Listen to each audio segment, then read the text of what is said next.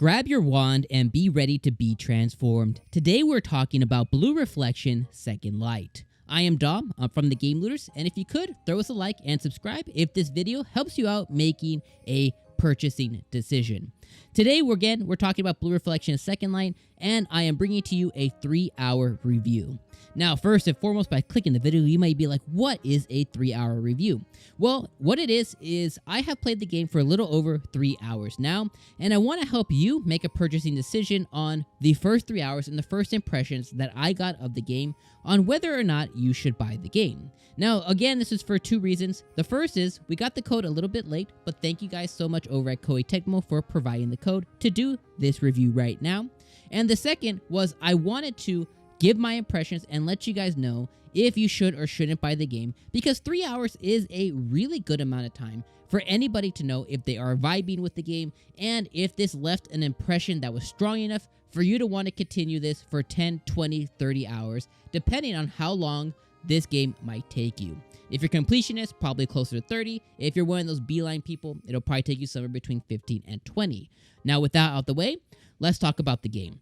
Blue Reflection Second Light, what it is about a girl named Ao getting transported to another world, becoming a magical girl, making friends, getting away home. That is the premise of the game. It is you being a character, making friends with other surrounding characters, and trying to find your way home after being transported to an unknown land. In a sense, you just got isekai'd, which is a word for the Japanese of being transported, which is just something that if you're familiar with anime, it's something you hear all the time, is getting isekai'd into another world. This is very familiar in Japan, but to us, it is just transportation. Now, the game revolves around 4 to a little bit more, because you do recruit later, but initially it's around 4 really cute characters named Ao, which is you, Reina, Kokoro, and Yuki. Now, with that out the way, this game has a beautiful art style. I'm talking about extremely beautiful art style. The way that this game is able to convey this anime style aesthetic is just next level. I love the art direction of the game. It is gorgeous beyond belief, especially where we reviewed it here today on the Nintendo Switch. It runs amazingly on the Nintendo Switch. The way that it utilizes the bokeh camera effects to kind of hide some of the ugliness that the game might have is perfect on the Nintendo Switch. Now, on other platforms, it might look even better because the art style will lend very nicely to a much better running system, PS5, PC. It'll probably look a lot better on those systems, but on the Nintendo Switch, you're going to have a gorgeous experience whether you're playing in handheld or docked. So that is a really good note for the game. The other thing I want to note here is the battle mechanics. They are turn-based. I love turn-based. If you do, you're going to like this system.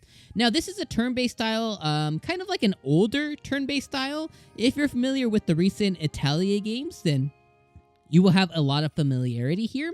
If you like Atelier Ryza, if you like one of the Atelier, older games that they have, then you will like this game quite a bit. It has a very similar battle system to those games, and just a very familiar turn-based battle system.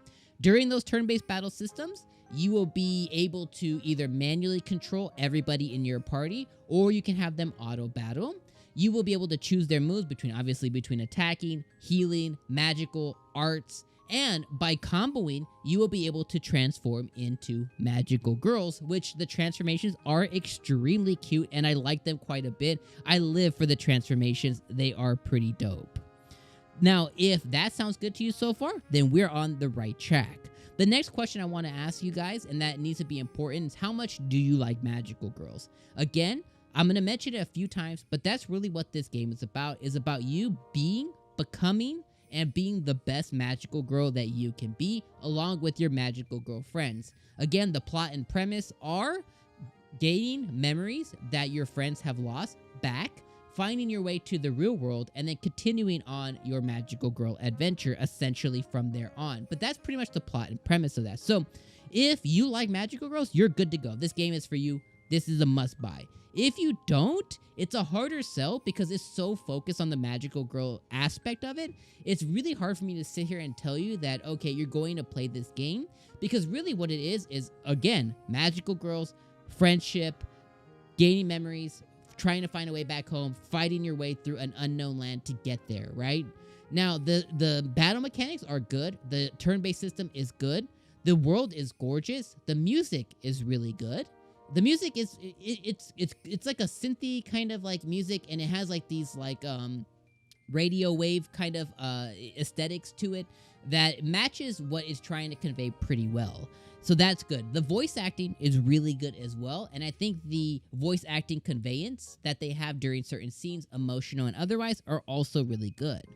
Now, if you're not into the magical girl stuff, well, what is here is, again, the gorgeous world, the beautiful art style, the aesthetics. You can customize your characters. You can put them in costume. You can put them in schoolgirl outfits, summer outfits, winter outfits. They have swimwear. They have really cool ones that look evil, that look goddessy. You can customize your characters however you want.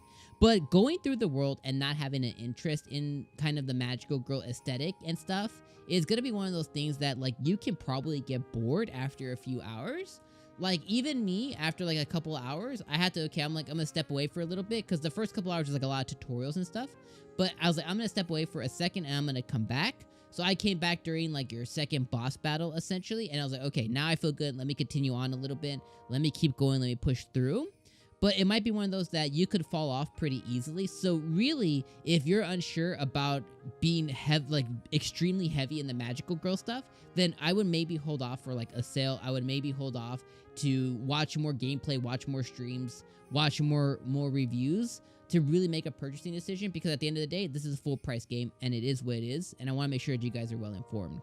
For me, I'm going to keep on playing Blue Reflection Second Light. It is cute enough, and I really love JRPGs, and it's definitely going to be one of those games that's very similar to Atelier Ryza. It's going to be turn off your brain and just go and have fun with it. If any of what I said today has influenced your purchase, if this helped you point you in the right direction, if you should pick up Blue Reflection Second Light at all, throw us a like, throw us a subscribe. All those things would be very much appreciated. I appreciate you guys being here. We'll see you on the next video. Peace out, my